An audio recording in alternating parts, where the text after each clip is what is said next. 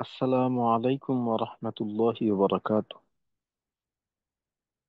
بسم الله الرحمن الرحيم. اللهم صل على محمد وعلى آل محمد كما صليت على إبراهيم وعلى آل إبراهيم إنك حميد مجيد.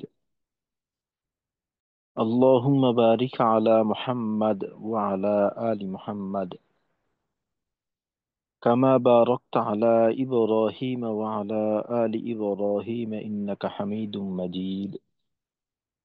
ربي زدني علما. ربي زدني علما. ربي زدني علما. رب اشرح لي صدري ويسر لي أمري واحلل عقدة من لساني يفقه قولي وبك نستعين يا مستعان. ربي يسر ولا تعسر وتمم علينا بالخير.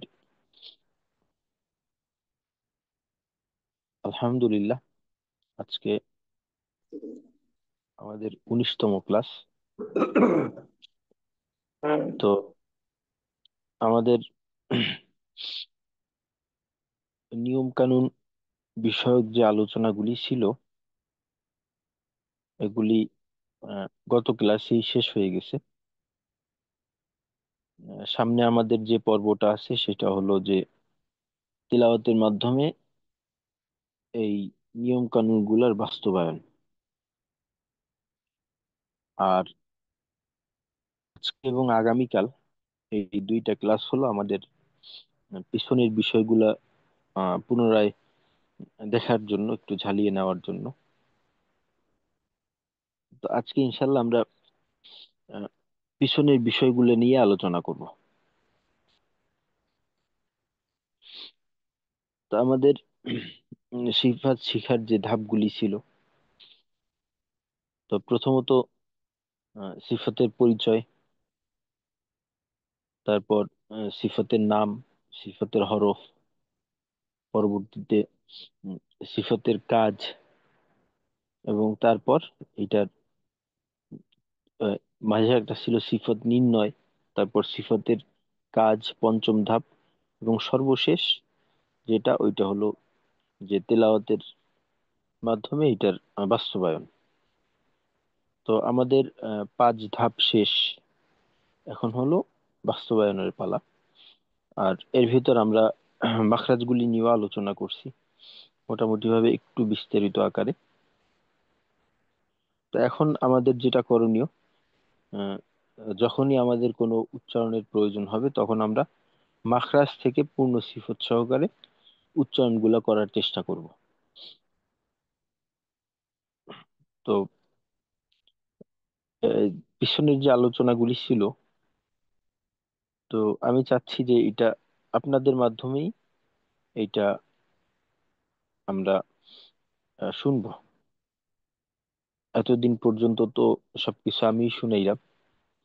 তো এখন আহ, এই দুই ক্লাসে, আজকে এবং আগামীকাল, তবে আগামীকালকে আমাদের কিছু নির্দিষ্ট আলোচনা থাকবে, যেহেতু আমরা তেলাওয়াত শুরু করব পরশু দিন থেকে। তো তেলাওয়াত বিষয়ক প্রয়োজনীয় কিছু সহায়ক আলোচনা থাকবে। তো আজকের 2 দিনের ক্লাস এইটা, আহ, যা কিছু বলার আপনারাই বলবেন ইনশাল্লাহ। আচ্ছা, সিফাতের পরিচয় এবং প্রাথমিক বিষয়ে কে শোনাতে পারবেন?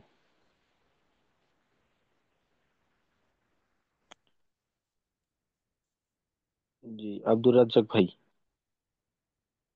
আসসালামু আলাইকুম রহমতুল্লাহ।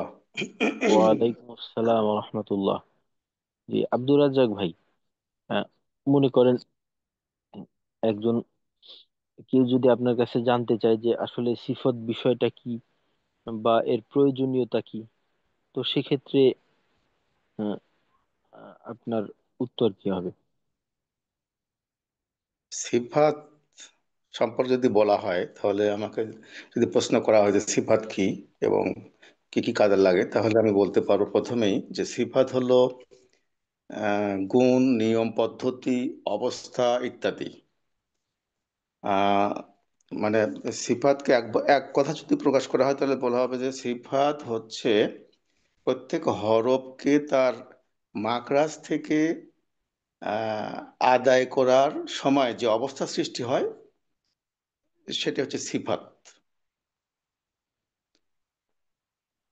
তো যেহেতু আমরা সিফত পড়ে আসছি, তো আহ, যেমন অবস্থা কেমন অবস্থা কি হইতে পারে? যেমন সিফাতের যে অবস্থা হয় যে আমরা আহ, গইন উচ্চারণ করব। গইনের মাখরাজটা আমরা জানি যে আহ, আমরা হলকের একবারে শুরু থেকে শেষের মানে উপরে আর কি, হলকের উপরে জি। গইন খ যেটা আছে সেটা একই মাকড়াস থেকে হয়।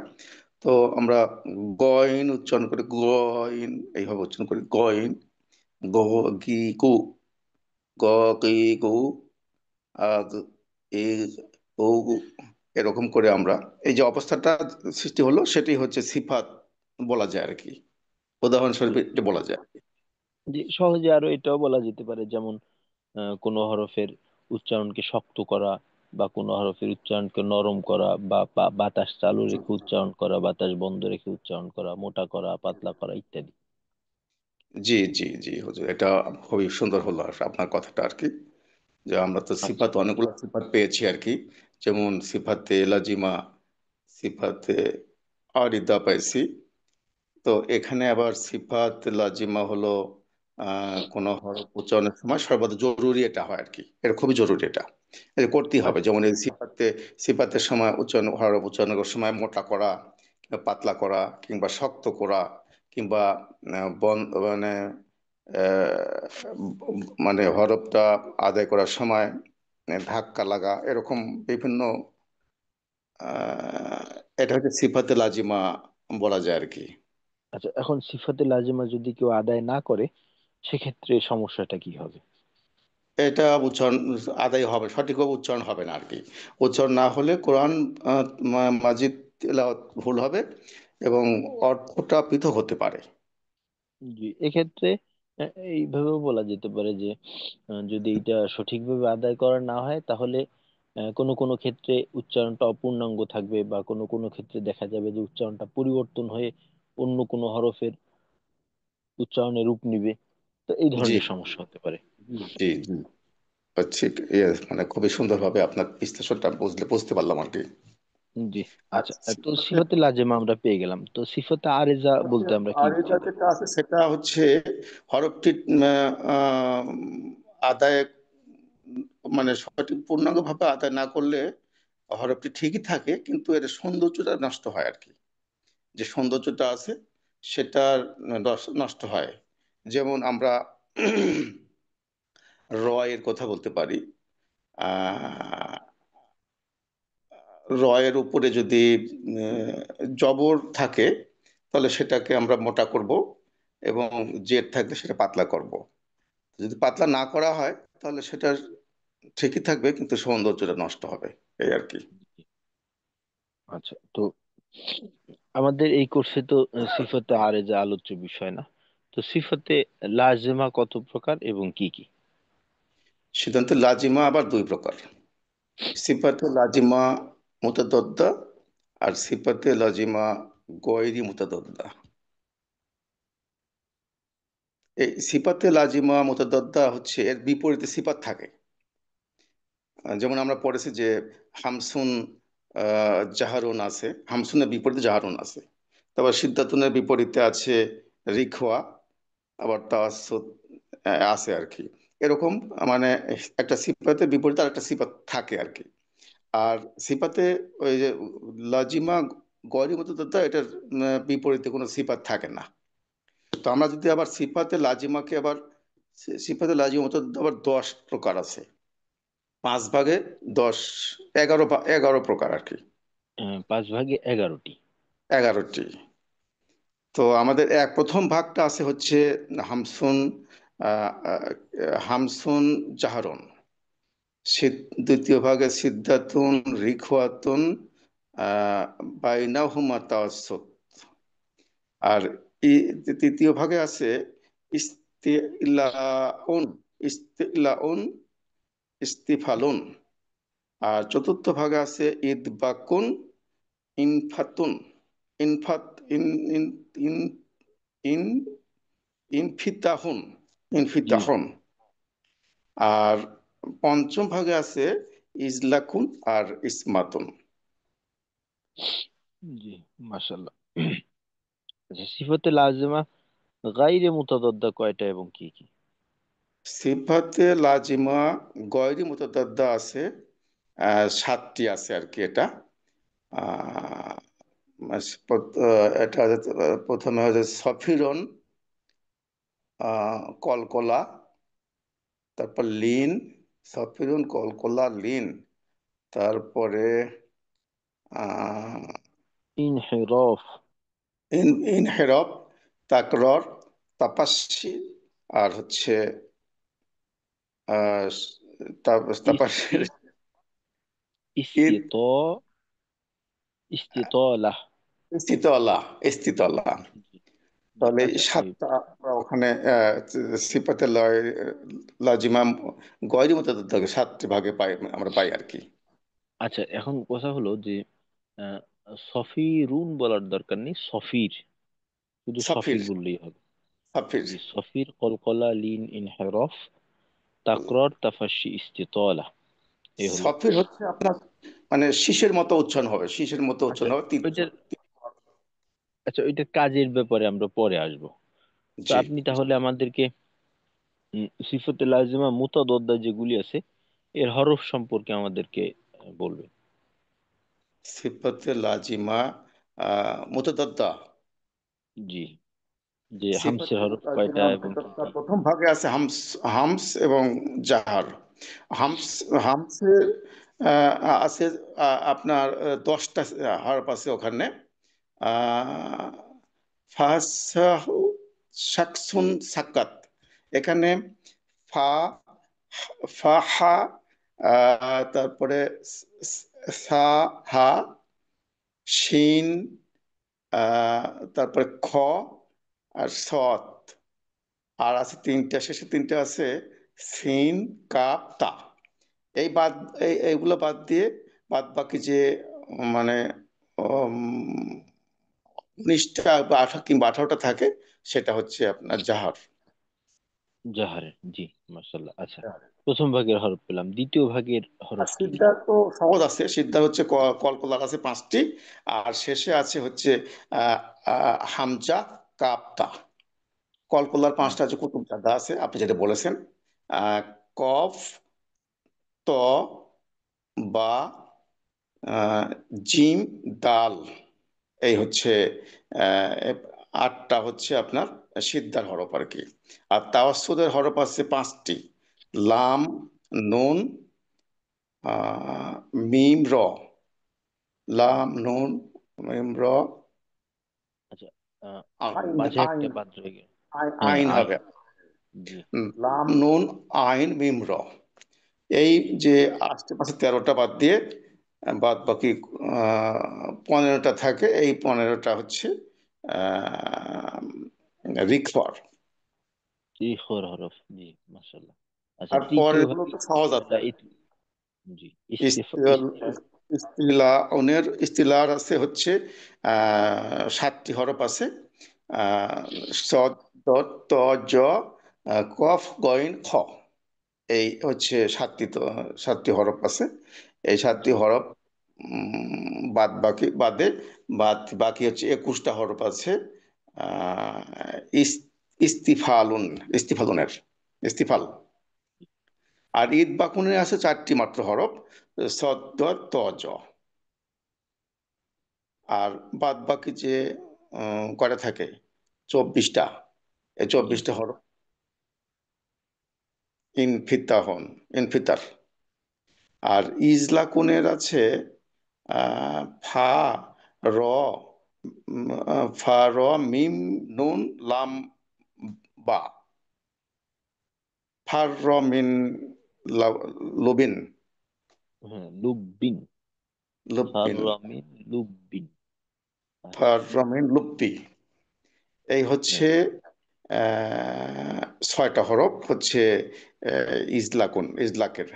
বাদ বাকি 6টা বাদ দিয়ে থাকে হচ্ছে 22টা। এই 22টা হরফ ইসমাতের। জি। আচ্ছা, সিফাতে লাজিমা মুতাদাদ্দার সব হরফ আমরা পেয়ে গেলাম। আচ্ছা, সিফাতে লাজিমা গাইরে মুতাদাদ্দা যেগুলি আছে, অর্থাৎ সফি, কলকলা, লিন, ইনহেরফ, তাকরার, তাফাশি, ইস্তেতলা। তো প্রথমত সফিরের সফিরের হরফ কয়টি সফিরের এবং তো কি? সদ, সিন, জা। সদ, সিন, জা। এটা এটা হচ্ছে সফিরের হরফ 3টি। আর কলকলা হরফ তো 5টি আছে। কফ, ত, বা, জিম, দাল। আর লিনের হরফ হচ্ছে নরম করে, যেটা হচ্ছে ওইটা ওইভাবে মনে রেখেছি আমি, নরম হবে যেটা। যেমন হচ্ছে বাও, বি, বাও, বাও, বাই। জি, বাও বাই, বা ক্লিয়ার করে বললে যে জবরের বাম পাশে জবরের জজমওয়ালা বাম ওয়াও পাশে অথবা জজমুল্লাহ ওয়া, জজমওয়ালা ইয়া। জজমুল্লাহ ইয়া।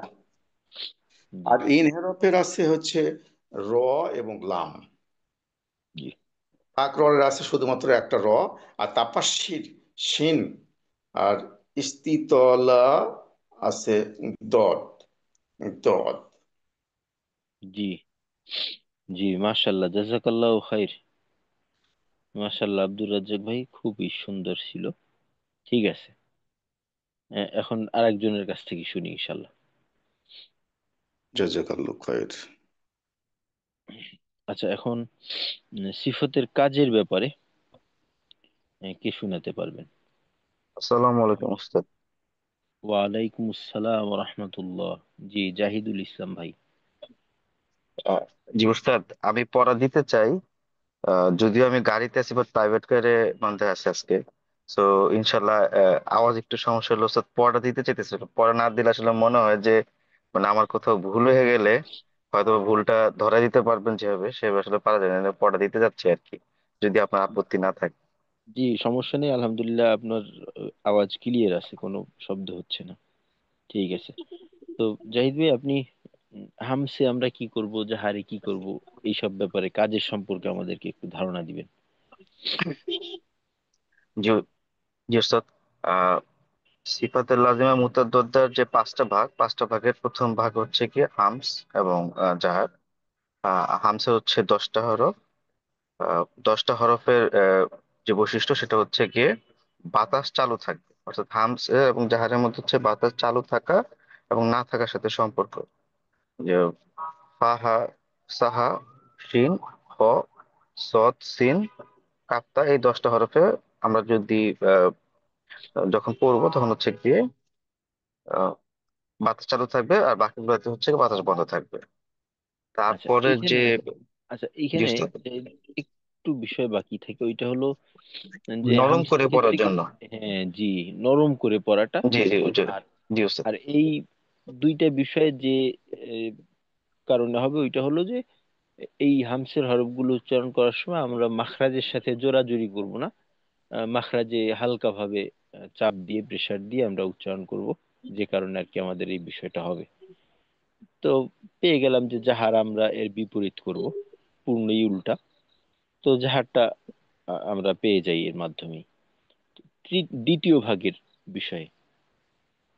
জি উস্তাদ, দ্বিতীয় ভাগ হচ্ছে গিয়ে 3টা: সিদ্ধা, রিখওয়া আর তাওয়াসুদ। তার মধ্যে সিদ্ধা হচ্ছে গিয়ে মাখরাজের 8টা হরফ, কলকলার 5টা, তারপর হামজা, কাফতা। এই মাখরাজের যে অবস্থান, সে অবস্থান হচ্ছে গিয়ে যে জোরে উচ্চারণ করার কারণে হচ্ছে গিয়ে শব্দটা বন্ধ হয়ে যাবে, অর্থাৎ শব্দ চালু থাকবে না। আর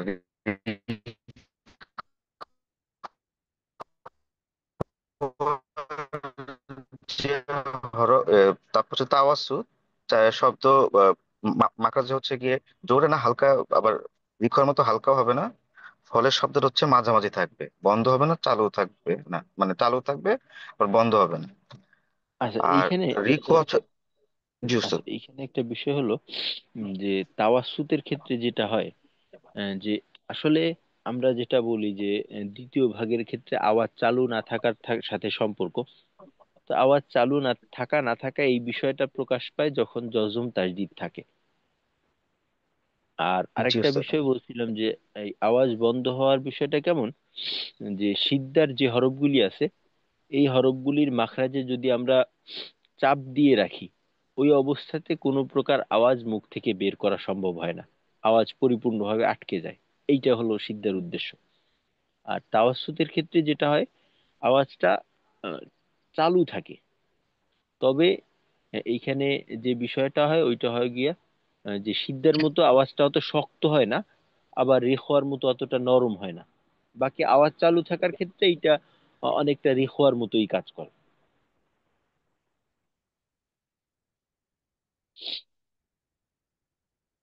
জি ওস্তাদ। আর আচ্ছা।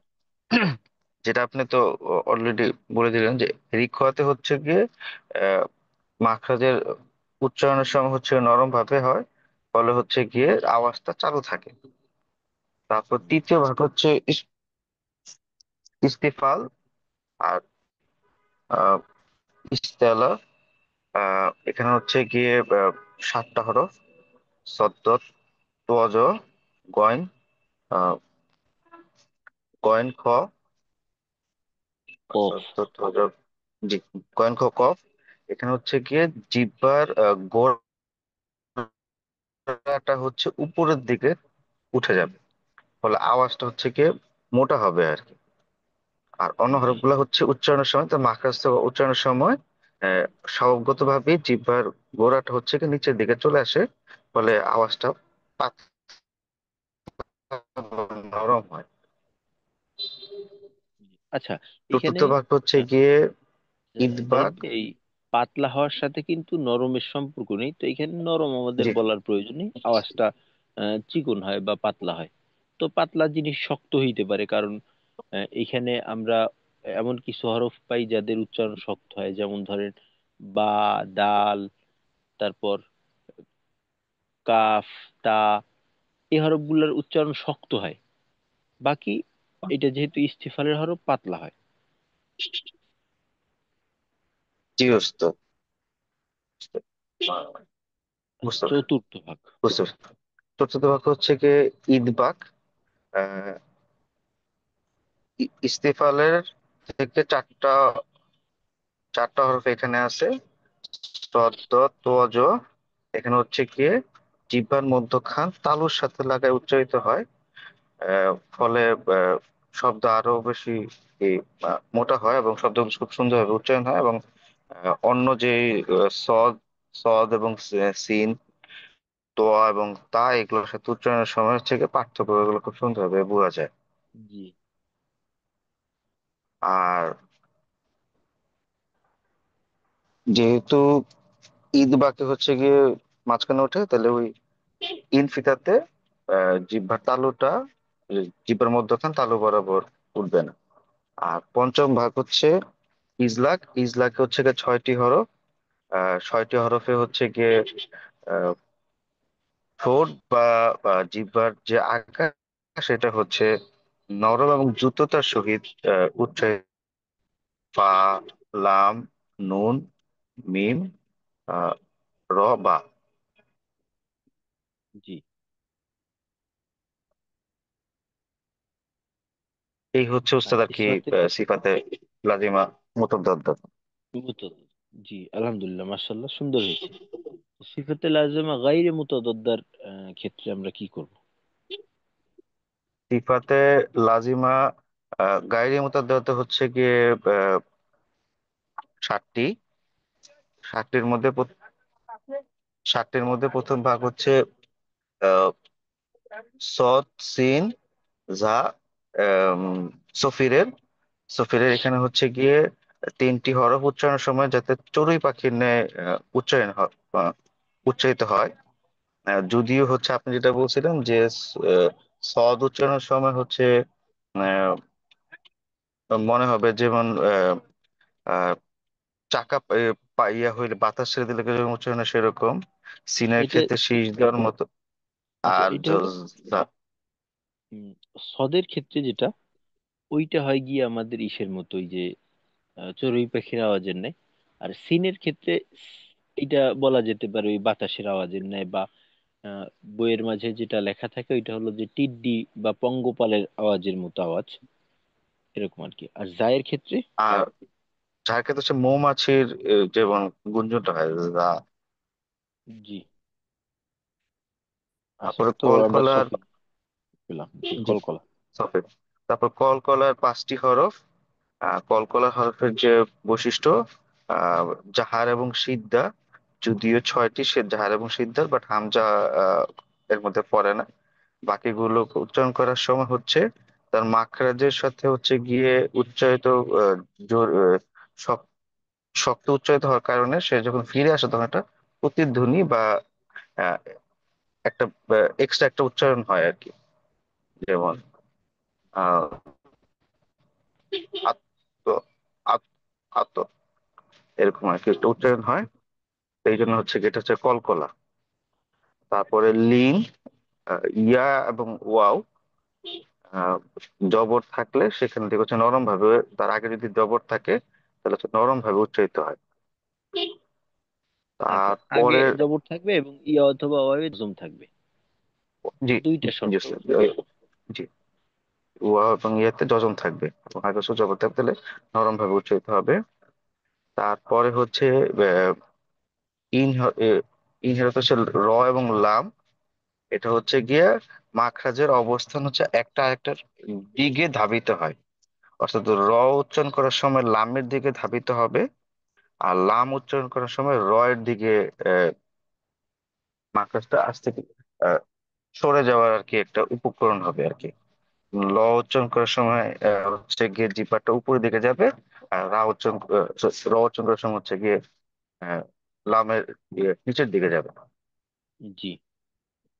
আচ্ছা, এখানে লামের আর ক্ষেত্রে যেটা হয়, যে জিহ্বাটা লা, যে আমরা যে জিহ্বাটা পৃথক করে নিচের দিকে আনবো না, এইটাই হলো কথা।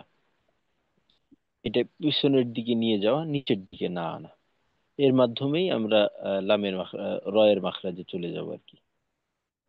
ঠিক আছে। তো তাকরারের ক্ষেত্রে কি করতে হয়? তাকরার হচ্ছে গিয়ে র, অর্থাৎ হচ্ছে গিয়ে প্রকম্পিত হওয়া। র শব্দটা হচ্ছে যদি দুইবার মানে একাধিকবার উচ্চারিত হয় এরকম একটা ভাব যেতে থাকে, এটা হচ্ছে গিয়ে র বা তাকরের মাখরাজের যে বৈশিষ্ট্য। এইটা কি আমাদের আর জন্য করণীয় না বর্জনীয়? যাতে আর কি ওই যে আসলে হচ্ছে উস্তাদ হচ্ছে গিয়ে আমার হচ্ছে গিয়ে রট আসলে যেভাবে যে আপনি যে বলছিলেন যে হুড় হুড় করে হয়, ওই ওই রট আসলে আমার মুখ থেকে আসলে আসেই না। আমি একসাথে একটা টানা কর কর উঠলে মানে আমার জিহ্বাটা এক্ষেত্রে একটু ভারী, একটু যেটাকে বলে তোতলামি হালকা, অত না হালকা আছে, ফলে রটা আমার উচ্চারিত দিয়ে আমি করতে পারি না ভাবে আর কি। মানে আপনার এই সমস্যাটা হওয়ার সুযোগ নেই, জি, মাশাল্লাহ। মানে আমি তো র এক অনেকের দেখবেন ক্ষেত্রে, আপনি যে আমি একটা রই মানে উচ্চারণ করতে আমার একটু কষ্ট হয় আর কি, রটা আমার একটু উচ্চারণ করতে অনেক কষ্ট হয় নর্মালি আর জি, কি, যেটা হয় আর কি। জি, তো এই দুর্বলতাটা একটা ভালো বিষয় নিয়ে আসছে। এইটা অনেকের ক্ষেত্রে হয়, সবার ক্ষেত্রে হয় না। অনেক, ওই যেটা বললেন, ওই যাদের জিহ্বা কিছুটা পাতলা ধরনের, এদের ক্ষেত্রে এই সমস্যাটা বেশি হয়। জি ওস্তাদ। তারপর হচ্ছে তাফাসি, শিনের শিন শিন যে আওয়াজটা, শর্ট আওয়াজটা হবে শিনের ক্ষেত্রে, সেটা হচ্ছে তাফাসি। আর তারপর হচ্ছে আহ, ইস দদের যে সিফাতটা হচ্ছে ইস্তিফা, ইস্তিফাত, ইস্তিতলা, ইস্তিতলা। ইস্তিতলা, ইস্তিতলা। দদের মাখরাজ হচ্ছে উচ্চারণগত দিক থেকে সবচেয়ে কঠিন মাখরাজ, এবং এটা হচ্ছে গিয়ে মাখরাজের মানে তার উচ্চারণের শুরু থেকে শেষ পর্যন্ত দদের যে উচ্চারণটা এটা যাতে একই রকম ভাবে বজায় থাকে, যাতে সেটা আচ্ছা, কোনোভাবেই এইখানে, গালের দিকে না চলে যায়। আচ্ছা, এইখানে আরেকটা বিষয় ইস্তিতলার ক্ষেত্রে, ওইটা হলো, একটা হলো যে দদের মাখরাজটা কঠিন মাখরাজ, ওইটা একটা বিষয়। এটা হলো দীর্ঘতম মাখরাজ, অর্থাৎ এই মাখরাজের এরিয়াটা বড়। তো এইটাই জি ওস্তাদ একদম। ইস্তিতলার, জি, ইস্তিতলার ক্ষেত্রে যেটা বোঝানোর উদ্দেশ্য, ওইটা হলো যে এর মাখরাজের যে জায়গাটা আছে, এই পূর্ণ জায়গাটা ব্যবহার করা, যেন আংশিক না হয়। তো এইটাই বলা হয় যে জিহ্বার গোড়ার কিনারা থেকে নিয়ে একেবারে আগার আগ পর্যন্ত, আগা বাদ দিয়ে এর আগ পর্যন্ত দদের উচ্চারণে জিহ্বার কিনারাটাকে ব্যবহার করা। জি ওস্তাদ। আচ্ছা, ঠিক আছে। জি, মাশাল্লাহ, জাযাকাল্লাহু খাইর। খুবই সুন্দর হয়েছে, মাশাল্লাহ। জি ওস্তাদ। আচ্ছা। আসসালামু তো আলাইকুম। ওয়ালাইকুম আসসালাম, আলহামদুলিল্লাহ। আব্দুর রাজ্জাক ভাই এবং জাহিদুল ভাই, জাহিদুল ইসলাম ভাই আমাদের সিফাতের পূর্ণ বিষয়টা শুনাইলেন। তো আমাদের সিফাতের আলোচনা তো এতটুকুই, সিফাতের আলোচনা আমাদের এতটুকুই। তো এইখানে আসলে উম, এই আমাদের যে সামানাটা, এইটা কম কিন্তু কাজ বেশি। এটা হলো কেমন, যে ধরেন একটা মিস্ত্রির, যারা ধরেন একটা কাঠ মিস্ত্রি ধরেন, বা যে কোনো ধরনের মিস্ত্রি, এর সরঞ্জাম দেখা যায় যে একটা বাক্সার ভিতরে নিয়ে হেঁটে চলে যায়, এইটা বহন করা সহজ। কিন্তু তার যে কাজটা, এইটা দীর্ঘ সময়, অনেক সময় কাজেই সমস্যা। তো আমাদের এই সিফতের যে মূল জিনিসপাতি গুলা, এইটা মনে রাখা আমাদের জন্য, যদি একটু খেয়াল করি আলহামদুলিল্লাহ, খুব বেশি কষ্টকর হবে যে তা না। তবে এইটা নিয়ে আমাদের কিন্তু দীর্ঘ সময় চলতে হবে। আর এই সিফতের যে বাস্তবায়ন, এইটা অল্প সময়ের বিষয় না, এটা দীর্ঘ একটা সময়ের ব্যাপার। দেখা যাইতে যায় যে উম, এমনও কিছু উচ্চারণ থাকে, ব্যক্তিভেদে এর পার্থক্য হয়।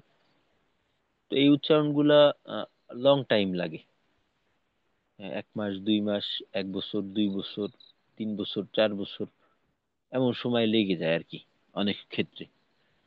তবে এই বিষয়গুলো যদি প্রতিনিয়ত খেয়াল করা হয়, সেক্ষেত্রে আমাদের জন্য বেশি কষ্টকর হবে না। কারণ এটার জন্য তো আমাদের আলাদা সময় বের করার দরকার নেই। যখনই আমরা তিলাওয়াত করব, যখনই আরবি কোনো উচ্চারণ করলেই হলো, এর দিকে খেয়াল করব, যে সালাম দিচ্ছি বা যা কিছু করতেছি না কেন, প্রত্যেকটা ক্ষেত্রে এটা খেয়াল করা। আর আহ, কয়েকবার এককভাবে হরফগুলাকে ধারাবাহিকতার সাথে হরফগুলাকে উচ্চারণের চেষ্টা করা। এক হলো নিজে নিজেরটা শোনা, পড়লাম আর নিজে খেয়াল করলাম। আর একটা হলো যে নিজের পড়া নিজেই রেকর্ড করে নিজেরটা পরবর্তীতে শুনবো, শুনে দেখবেন যে এতে করে নিজের ভুলগুলো ধরাটা সহজ হয়। আরেকটা হলো অন্য অপর কাউকে শোনাবো, এর মাধ্যমে আমরা আমাদের যে সমস্যাগুলি আছে এটাকে চিহ্নিত করব। দেখা যাবে যে সিফতগত সমস্যা কিন্তু আমাদের প্রত্যেকটা হরফের মাঝে হয় না। আমরা যেহেতু এ পর্যন্ত দেখে আসছি, তো দেখলে দেখবেন যে সিফতগত সমস্যা আমাদের প্রত্যেকটা হরফের ক্ষেত্রে হয় না। আর দেখা যায় যে প্রত্যেকটা সিফত আমাদের জন্য সমস্যাকর না। তবে প্রত্যেকটা সিফতের কাজ গুরুত্বপূর্ণ, এর কোনো না কোনো প্রভাব থাকে। কিছু কিছু বিষয় থাকে যেটা উচ্চারণকে আহ, সুন্দর করে বা উচ্চারণকে পূর্ণতা দেয়, এর ব্যতীত উচ্চারণ অপূর্ণাঙ্গ থাকে।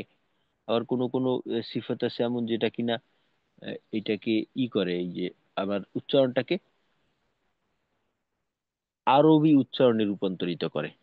এটাকে বাংলাতে কি বলা যায় বলে না, আহ, একটা শব্দ যে, যেমন ইংরেজি এক এক দেশের মানুষ এক এক রকম করে বলে।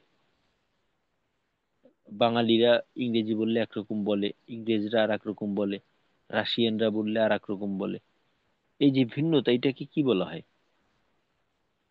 অ্যাকসেন্ট। অ্যাকসেন্ট। জি, অ্যাকসেন্ট, আচ্ছা। অ্যাকসেন্ট। আচ্ছা, এর বাংলা কি? বাংলাটা অ্যাকসেন্টের বাংলা কি হয়? জি ওস্তাদ, সম্ভবত বাচন। আচ্ছা, বাচন ভঙ্গি। হ্যাঁ, মাশাআল্লাহ, এই ধরনের কিছু একটা হবে হয়তো। আমিও এই ধরনের কিছু একটা জানতাম, শব্দটা আমার মাথায় আসতেছে না। তো বাচন ভঙ্গি, কিছু কিছু সিফাত আছে, এর মাধ্যমে আমাদের বাচন ভঙ্গিটা ঠিক হবে। আর এইটা কিন্তু তিলাওয়াতের ক্ষেত্রে খুবই গুরুত্বপূর্ণ। কারণ আমরা যে তিলাওয়াত করব, তিলাওয়াত হলো মহান আল্লাহ রব্বুল আলামিনের নিজের বাণী। তো সেক্ষেত্রে সামান্যতম পরিবর্তন এটা গ্রহণযোগ্য হবে না। তো এই জন্যই কিন্তু বলা হয়েছে যে ইকরাউল কুরআনা বিলুহুনিল আরব, যে কোরআনকে আরবদের বাচন ভঙ্গিতে তেলাওয়াত করতে হবে। এইটা চেষ্টা করা। লা ইউকাল্লিফুল্লাহু নাফসান ইল্লা উসাহা, যে আল্লাহ রাব্বুল আলামিন কোনো ব্যক্তিকে তার সাধ্যের বাইরে আহ, কিছু করতে বাধ্য করেন না। এইটা আমার সাধ্য মতো আল্লাহর বিধান যেটা আছে এটা আমি আমার সাধ্য মতো চেষ্টা করব। তো চেষ্টায় যদি থাকি, ওই যেটা বলি যে ছাত্র থাকা, চেষ্টা করতে থাকবো, চেষ্টা করতে করতে যদি সফলতা পাই আলহামদুলিল্লাহ, সফলতা না পাইলেও কোনো সমস্যা নেই। হাদিসের মাঝে আসছে যে আল মাহিরু বিল কোরআন মা সাফারাতিল কিরামিল বারারা, যে যে কোরআনের ব্যাপারে দক্ষ, অভিজ্ঞ, সুন্দর সাবলীল ভাবে কোরআন তেলাওয়াত করতে পারে, তো তারা হলো ফেরেশতাদের পর্যায়ে। আর আল্লাযী ইয়াতাতাউ ফীহি লাহুম আজরান, যে যারা এই ব্যাপারে কোরআনকে আটকে আটকে পড়ে, অনেকে আছে যে সাবলীল ভাবে পড়তে পারে না, এইটা উচ্চারণে কষ্ট হয়, আটকাইয়া যায়, তো তাদের জন্য হলো ডাবল সওয়াব। একটা তো হলো সে তেলাওয়াত করতেছে, এই তেলাওয়াতের সওয়াব। আর একটা হলো যে সে যে একটা বাড়তি কষ্ট হচ্ছে তার, এই কষ্টের সওয়াব। কারণ দিনের ক্ষেত্রে একটা আমলের পরিমাণের থেকে বেশি গুরুত্বপূর্ণ হলো ওই আমলের জন্য আমরা কতটুক ত্যাগ স্বীকার করলাম, এর পিছনে আমাদের কতটুক ত্যাগ আছে। আহ, ধরেন একজন ব্যক্তি নামাজে রক্ত হইছে, সে সুন্দর মতো মসজিদে গেল, এসি মসজিদে বা বাসায় নামাজ পড়লে এসির ভিতরে, আহ, কোনো টেনশন নেই এবং সুন্দর পরিবেশ, শরীরে কোনো কষ্টই নেই, সুন্দর মখমল যায় নামাজ, নামাজ আদায় করলো। সে নামাজ ঠিকই আদায় করছে, নামাজের সব বা নামাজের যে দায়িত্ব তার উপরে ছিল এটা সে আদায় করলো, এর প্রতিদান সে অবশ্যই পাবে, এর থেকে সে বঞ্চিত হবে না। কিন্তু যে ব্যক্তি ধরেন কর্মজীবী যারা আছে, একেবারে প্রান্তিক কর্মজীবী, মাঠের ভিতরে দেখা যায় যে ঠিক মতো দাঁড়ানোরও জায়গা নেই, কোনো মতে একটা গামছা বিছাইলো ওই যে একেবারে ঘাসের ভিতরে বা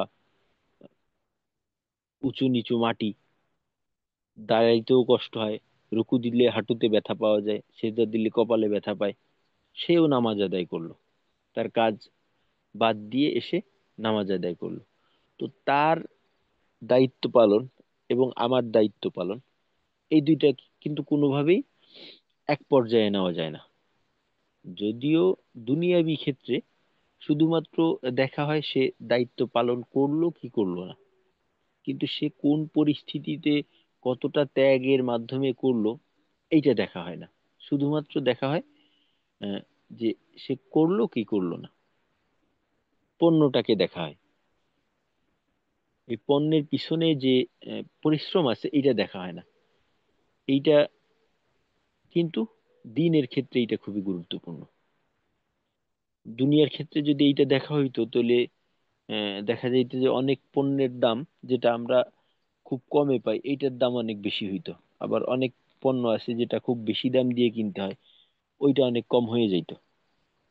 কৃষি পণ্য অনেক ক্ষেত্রে দেখা যায় কম দামে পাই, এটার দাম বেশি হয়ে যাইত। আবার অনেক আছে যে ফ্যাক্টরির মাল জিনিস, দেখা যায় যে কোম্পানি, বড় কোম্পানি, মানুষ তো এখন ওই কি বলে ব্র্যান্ড, যেটার মূল্য 10 টাকা ওইটা আমরা 100 টাকা দিয়ে কিনি।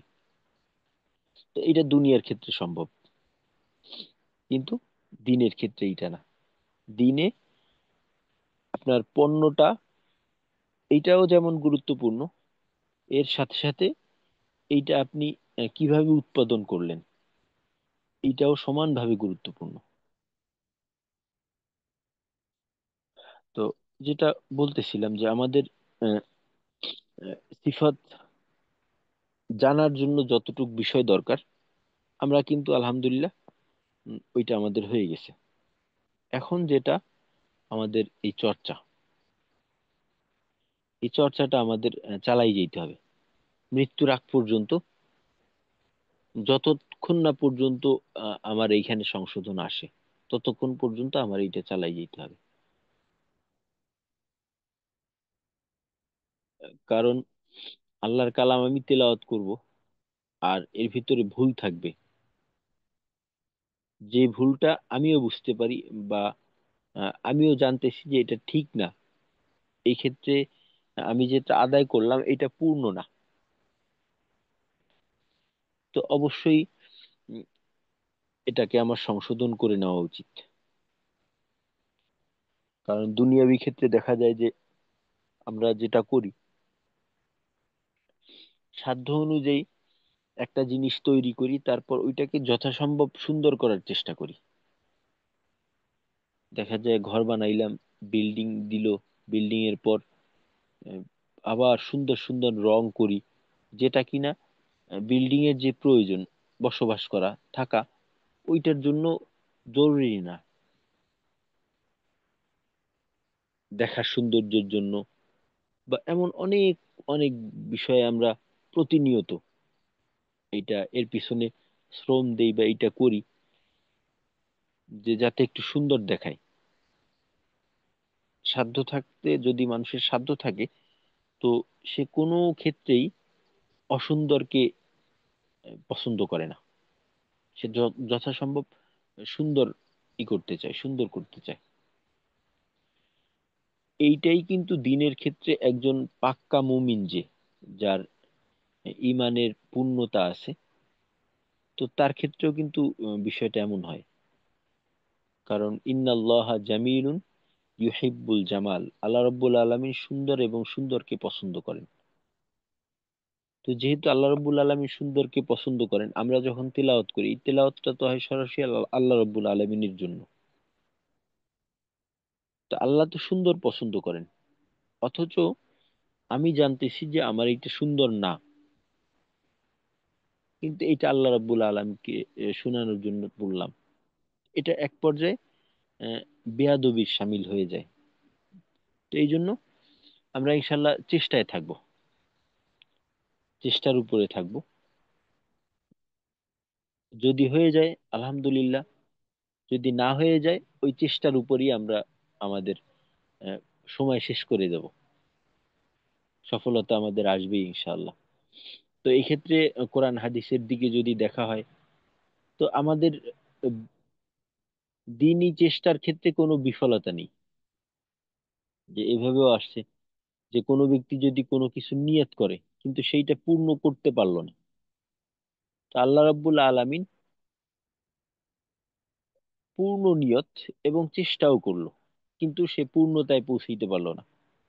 আল্লাহ রাব্বুল আলামিন কিয়ামতের ময়দানে আহ, তার যে হিসাব নিকাশ হবে বা তাকে যে পর্যায়ে রাখা হবে, তার নিয়ত অনুযায়ী তাকে ওই পর্যায়ে রাখা হবে। যেমন ধরেন, আহ, আমি নিয়ত করলাম এবং চেষ্টাও চালাইলাম আহ, যে আমি কোরআন খতম করব। আমি কোরআন খতমের নিয়ত করে কোরআন পড়া শুরু করলাম, কিন্তু দেখা গেল যে আহ, এক লাইন পড়লাম, মাত্র একটা লাইন, ওই অবস্থাতে আমার মৃত্যু হয়ে গেল। তো যখন আমার থেকে হিসাব নেওয়া হবে, তখন আমার আমল নামায় এক খতম কোরআন শরীফের সওয়াব থাকবে। কারণ আমি এই ক্ষেত্রে আমার নিয়তে পূর্ণতা ছিল এবং চেষ্টাও ছিল, কিন্তু আমার সময়ের অভাবে আমি পারিনি। তো ইনশাল্লাহ আমরা এইসব ব্যাপারে আহ, একটু সজাগ থাকব। আর এইটা আমরা জানি না যে আমাদের শেষটা কখন হবে। তো এই জন্যই সর্বদাই প্রত্যেকটা মুহূর্তেই শেষের জন্য প্রস্তুত থাকা, যে এই মুহূর্তটাই আমার শেষ। তো এইভাবে যদি আমরা একটু উম, চিন্তা করি, একটু ভাবি, তো তো আমাদের দিন ইমান ইনশাল্লাহ অপূর্ণ থাকবে না, এটা পূর্ণই থাকবে। তো সিফাতের বিষয়ে তো আলহামদুলিল্লাহ আমাদের আলোচনা হলো। আর মাখরাজ তো মাত্র উম, দুই 3 দিন, তার মানে একেবারেই নিকটবর্তী ছিল। তো আশা করি মাখরাজের ব্যাপারে আমাদের আলোচনা আজকে অন্তত প্রয়োজন হবে না। তো এই যে সিফতের আলোচনাটা আজকে হলো, বা আমরা বিগত ক্লাসগুলিতে করলাম, তো এই সব ব্যাপারে আমাদের কারো নির্দিষ্ট কোথাও সমস্যা হচ্ছে কিনা বা কোনো অস্পষ্টতা আছে কিনা, তো এই ব্যাপারে জানান। বা এই সিফত জানার মাধ্যমে আমরা কোনো প্রকার উপকৃত হচ্ছি কিনা।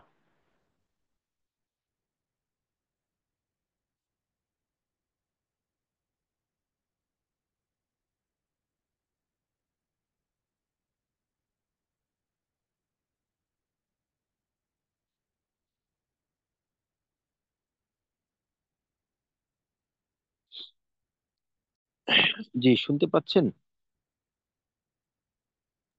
জি স্যার। আচ্ছা। জি স্যার। আ- আমি আলহামদুলিল্লাহ সিফাতের মাধ্যমে অনেক উপকৃত হয়েছি। সিফাত ক্লাসের 2-3 দিন আগে সম্ভবত গ্রুপের মধ্যে এক ভাইয়া বলছিল যে যারা হচ্ছে তাজউদের প্রথম কোর্সটা করছে তাদেরকে সিফাত কোর্সটা করা উচিত। তো আমি আসলে করার পরে আমি আসলে বুঝতে পারছি আসলে এটা অবশ্যই করা উচিত। কারণ যে ত্বক চেন এগুলো তো থাকেই, মানে বাতাস বের হয়ে যাওয়া বা যে জিনিসগুলো আমার অনেক জায়গাতে অনেক শব্দে বাতাস বের হয়ে যায়, যেমন ওয়াও, র, রা, এগুলোতে বাতাস মানে ভালো পরিমাণ বের হইতো। ক্লাস করার পরে থেকে চেষ্টা করতেছি কমানোর জন্য আস্তে আস্তে। তারপরে কলকলাতে হচ্ছে গিয়ে জিমের ক্ষেত্রে উম, যখন হচ্ছে তাসবিহ থাকতো তখন হচ্ছে গিয়ে কলকলা করতে গেলে ডজন থাকলে দেখা গেলো যে বাতাস বের হয়ে যায় অনেক ক্ষেত্রেই। তো এগুলো হচ্ছে যে কমানোর জন্য বা বন্ধ করার পুরোপুরি চেষ্টা করতেছি, ইনশাল্লাহ দেখা যাক আল্লাহ কত সহায়তা করেন। এটা আমি অনেক উপকৃত হচ্ছি ব্যক্তিগতভাবে।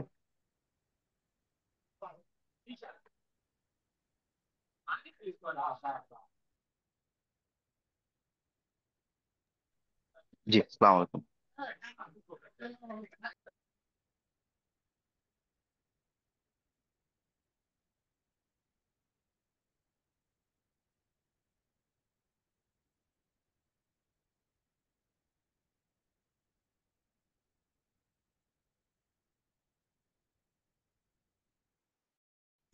আচ্ছা, তৌহিদ ভাই শুনতে পাচ্ছেন?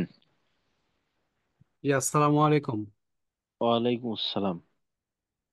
ওস্তাদ, আমার ওই সদ আর সিনের সিফাতগত পার্থক্য, বিশেষ করে জের এবং পেশ দিয়ে, এটা একটু আমার সমস্যা হচ্ছে মনে হচ্ছে। তো এটা কিভাবে ক্লিয়ার করা যায়? আচ্ছা, এটা হলো প্রথমত যেটা, ওইটা হলো আহ, সদ আর সিনের ক্ষেত্রে আমরা মাখরাজগত যে একটু দূরত্বের কথা বলছিলাম, জি। যে ওইটাকে ঠিক রাখতে হবে। অর্থাৎ সদের সময় জিহ্বার আগাটা সরাসরি সামনের নিচের দুই দাঁতের আগার সঙ্গে লাগাবো। দুই এইটা দাঁত। যখন নিশ্চিত, আহ, সামনের নিচের দুই দাঁতের আগার সঙ্গে লাগাবো, এইটা নিশ্চিত হওয়ার পর উপরের দাঁতকে নিচের দাঁতের সঙ্গে লাগাবো না। আচ্ছা। এই অবস্থায় থেকে জিহ্বার গোড়া এবং মধ্যখানকে একটু উঁচু করব। উঁচু করে তারপর উচ্চারণের চেষ্টা করব। যেমন জি। প, পই, সু, এরকম হয় আর কি। স, সই, সু। আর সিনের ক্ষেত্রে সা, সি, সু। সিনের সাথে সদের পার্থক্য যেটা থাকে, একটা হলো মাখরাজগত, আর একটু উম, এই পার্থক্য থাকে, যেটা সদের ক্ষেত্রে আগেই বললাম। সিনের ক্ষেত্রে আমরা জিহ্বাটাকে সামনের নিচের দুই দাঁতের সরাসরি আগার সঙ্গে না লাগাইয়া একটু নিচে একটু একটু নিচে লাগাবো। একটু নিচে। জি। একটু নিচে থাকবে। আর দাঁতের সঙ্গে দাঁত প্রয়োজনে লাগাই দেব। আচ্ছা। আর জিহ্বার গোড়া এবং মধ্যখানে এটা নিচু রাখবো। তখন হবে সা, সি, সা, সি, সু, সা, সু। সি, সু, স, সি, সু। তো এই হবে উচ্চারণ আর কি। আর আরেকটা বিষয়, ওইটা হলো যে সদ আর সিনের যে পার্থক্য, এটা কিন্তু সত্যি কথা বলতে সহজ বিষয় না। এটা কিন্তু আসলে একটু সময় সাপেক্ষ ব্যাপার। জি, আহ, সেটি। যদি হয়ে না থাকে, এটা একটু একটু সময়ের ব্যাপার। দেখা যায় যে চেষ্টায় করতে করতে একটা পর্যায়ে গিয়ে দেখবেন যে হয়ে গেছে। এটা আস্তে আস্তে হয়ে যাবে ইনশাল্লাহ। জি, আপাতত আমাদের এতটুকু দরকার, এই সিফাতের যে ব্যাচটা আমাদের হয়, এইটার মূল উদ্দেশ্য কিন্তু পড়া সহি হয়ে যাওয়া না। কারণ বিশ- এইটা হচ্ছে অসম্ভব। শুধুমাত্র এই 36 দিনের মাধ্যমে পড়া শুদ্ধ হয়ে গেল, এটা আর কি অসম্ভব বলতে কয়েক গুণ অসম্ভব। জি, আমাদের যেটা হবে যে কিছু কিছু উচ্চারণ আহ, ঠিক হয়ে যাবে। আর যেটা হবে ওইটা হলো যে আমরা উচ্চারণের একেবারে শিকড় পর্যন্ত পৌঁছেই যাব, যে আমরা উচ্চারণ শুনলে বুঝতে পারবো এটা ঠিক না ভুল। ঠিক আর ভুলটাকে আমরা চিনতে পারবো, এবং যেটা ভুল এটা কোন কারণে ভুল এইটাও বলতে পারবো, এবং এই ভুলের প্রতিকার কি এইটাও বলতে পারবো। এতটুকু যদি আমাদের হয়ে যায়, আমাদের উদ্দেশ্য সফল, উদ্দেশ্যে আমরা সফল। বাকি সংশোধন এইটা ওই আহ, সময়ের ব্যাপার। হ্যাঁ, সময়ের ব্যাপার এইটা। দেখা যায় যাবে যে কম বেশি সময় লাগে। মানে এইটা ধরেন একজন মাদ্রাসা পড়ুয়া যারা আছে, জি, মাদ্রাসা পুরো ওদেরও দেখা যায় যে ধরেন ছোট বাচ্চাদের ক্ষেত্রে যেটা হয় যে প্রায় আহ, 1 বছর 2 বছর মক্তবে পড়ে। মক্তবে কি পড়া, ওই কোরআন শরীফ পড়া শিখায়, এটাকে সহি শুদ্ধ করায়। ওদের কিন্তু মূল সাবজেক্ট ওইটা, ওইটা জি, নিয়েই পড়ে থাকে। আর তারপরেও দেখা যায় যে ওই মক্তব পড়ে, মক্তব পড়ার পরে হেফজোখানায় পড়ে, হেফজোখানায় পড়ার পর অনেকে দেখা যায় যে কিতাব বিভাগে পড়ে আহ, পড়ালেখা শেষ করে ফেলে, মাওলানা হয়ে যায়।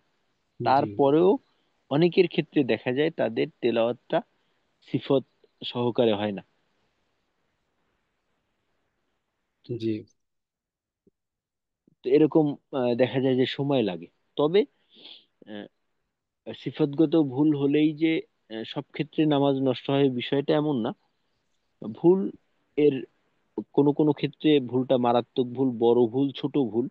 তো ছোট ভুলে এইটা নামাজে সমস্যা করে না। তবে আমি যেটা সবসময় বলি যে তেলাওয়াতের ক্ষেত্রে ছোট ভুলটাকেও আমরা বড় করেই দেখব। কারণ এইটা আল্লাহর কালাম, আল্লাহর বাণী, এবং এটাকে আমরা আল্লাহকে শোনানোর জন্যই করি তেলাওয়াতটা। এই ক্ষেত্রে আমরা কোনো কমতি রাখবো না, জি, যথাসম্ভব সুন্দর করবো ইনশাল্লাহ। জি, ঠিক আছে। জাযাকাল্লাহ খাইর। আসসালামু আলাইকুম। ওয়ালাইকুম আসসালাম। জি মেহেদি ভাই। জি, আসসালামু আলাইকুম ওস্তাদ। ওয়ালাইকুম আসসালাম। আহ ওস্তাদ, আমি ওই দুটো হরফের একটু পার্থক্য জানতে চাচ্ছিলাম। সেটা হচ্ছে যে যে আমাদের যে গোল হা আছে আর যে বড় হা আছে, তো এই দুইটার মধ্যে পার্থক্য কি এমন যে গোল হার ক্ষেত্রে মুখ থেকে একগুচ্ছ বাতাস বেরোবে না, আর এই বড় হার ক্ষেত্রে একগুচ্ছ বাতাস বেরোবে? এইটাই কি পার্থক্য, নাকি আরো সূক্ষ্মভাবে দুইটার আলাদা করা যায়? এটা যদি একটু বলতেন। আচ্ছা, আলাদা বলতে এদের তো মাখরাজি আলাদা, এদের জি। মাখরাজ আলাদা না। হ্যাঁ, এদের একটা নিচ থেকে পার্থক্যটা উঠতেছে আর একটু উপর থেকে উঠতেছে। এদের পার্থক্যটা মাখরাজ থেকে হয়ে যায়। যেমন হা, হা, হা, হা, হা, হা। এখানে যেটা হয় গোলহার ক্ষেত্রে বাতাস বেশি কম, বিষয়টা এমন হয় যে গোলহার ক্ষেত্রে বাতাস বের হওয়ার জায়গাটা বড় থাকে। হুম। বড় জায়গা দিয়ে বাতাস বের হয়, বাতাসটা হলকের শুরু থেকে যখন পাস হয় ওইখানে বাতাসটা একবারে বেশি বের হওয়ার সুযোগ পায়। কিন্তু মাথা বাঁকা হা যেটা, ওইটার হুম। ক্ষেত্রে হলকের মাঝে একটু চাপ থাকার কারণে বাতাসের বের হওয়ার আওয়াজটা বেশি হয়। হা, হা, আর হা, হা, হা, হা, হা। এটা কেমন, মনে করেন ধরেন একটা টায়ার, এইটা যদি ছোট একটা ছিদ্র করি, তখন দেখা যায় যে বাতাসটা বের হয়, এই ধরনের আওয়াজ হয়। জি আর জি স্যার। ওইটাকে যদি বেশি করে কেটে দিই, হুম। তখন কিন্তু এই আওয়াজটা অতটা হয় না। হয়? জি না, হয় না। হয় না। তো এই দুই হার ক্ষেত্রে বিষয়টা অনেকটা এমন হয়। তো মাথা বাঁকা হার ক্ষেত্রেও বাতাস বের হয়, গোল হার ক্ষেত্রেও বাতাস বের হয়। তবে ওইটার ক্ষেত্রে হা, এটা হলো হা। আর গোল হা যেটা আছে, এটাকে আমরা বলতে পারি একেবারে বাংলা যে হ আছে, ওই হ এর মতোই। হ যেভাবে আমরা উচ্চারণ করি, হ, হয়াকার, হা। আর আরবি হা জবর হা। হুম। এইটা ধরেন শুধুমাত্র বাচন ভঙ্গি এর একটু পার্থক্য। বাকি এইখানে এই দুইটা আওয়াজের ধরা যেতে পারে 90 বা 95% মিল এক। আর মাথা বাঁকা হা, হি, হু, এই হয় আর কি। মানে মাথা বাঁকা হায়ের ক্ষেত্রে একটু চাপ থাকবে আর কি। হলকের মধ্যখান যেহেতু, জি। এর থেকে হলকের শুরু থেকে প্রায় 3 আঙ্গুল 4 আঙ্গুল উপরে। তো এই যে মাখরাজগত পার্থক্য মূল এখানে। আর বাকি জি স্যার। সিফাতগত ভাবে এই দুইটার মাঝে কোনো পার্থক্য নেই। আচ্ছা। জি জি, দুটোটার দুটোই মাঝেই একই রিকোয়ার সিফাত। হবে। জি। তার মানে খুব সহজভাবে মনে রাখতে গেলে যে আমরা গোল হার ক্ষেত্রে চাপটা থাকবে না, স্বাভাবিক বাংলা হওয়ার মতো হবে। আর মাথা বাঁকা হার ক্ষেত্রে একটু চাপ, তো মানে মুখের ভিতর থেকে যেন মনে হয় বাতাস একগুচ্ছ একটু চাপে বেরোচ্ছে আর কি, এই আচ্ছা, পার্থক্য। এইখানে এইখানে পার্থক্যটা আপনি করবেন মাখরাজ দিয়ে। জি। হুম। গোলহা হলকের শুরু থেকে, মাথা বাঁকা হা হলকের মধ্যখান থেকে। মধ্যখান থেকে। আচ্ছা, ঠিক আছে। জি আছে তো রাখুন। আচ্ছা, তো আজকে আলহামদুলিল্লাহ আমাদের আলোচনা হলো। আগামী ক্লাসে ইনশাল্লাহ, আগামী ক্লাসে আপনাদের আহ, নিজেদের মাঝে একটা পারস্পরিক প্রশ্ন উত্তর পর্ব হবে ইনশাল্লাহ। তো ইনশাল্লাহ ওইটার জন্য প্রস্তুতি নিয়ে আসবেন, যে একে অপরকে আমরা এতদিন পর্যন্ত যা কিছু পড়লাম এর ভিতর থেকে যে কোনো প্রশ্ন করবেন এবং উত্তর দিবেন। এইটা হলো আমাদের আগামী ক্লাসের বিষয়। তা এর ভিতরে যে কোনো সময় আসলে উম, আমি আপনাদের থেকে আশা করি বেশি বেশি প্রশ্ন আশা করি। এতে করে আমার বলার সুযোগও তৈরি হয় এবং আহ, আমারও যাচাই বাছাই সুযোগ তৈরি হয়। ক্লাসের ভিতরে হোক, ক্লাসের বাহিরে হোক, যে কোনো সময় যে কোনো প্রয়োজন হলে ইনশাল্লাহ আপনারা উম, আমাকে পাবেন। আমি চেষ্টা করবো ইনশাল্লাহ সর্বোচ্চ। তো আজকে তাহলে আমরা আহ, এখানেই শেষ করি। ইনশাল্লাহ আগামীকালকের বিষয়টা আমরা সবাই মাথায় রাখবো। আসসালামু আলাইকুম ওয়া রাহমাতুল্লাহি ওয়া বারাকাতুহু। ওয়ালাইকুম আসসালাম রহমতুল্লাহি ওয়া বারাকাতুহু। সুবহানাল্লাহি ওয়া বিহামদিহি, সুবহানাকাল্লাহুম্মা ওয়া বিহামদিকা, আশহাদু আল্লা ইলাহা ইল্লা আনতা, আস্তাগফিরুকা ওয়া আতুবু ইলাইক।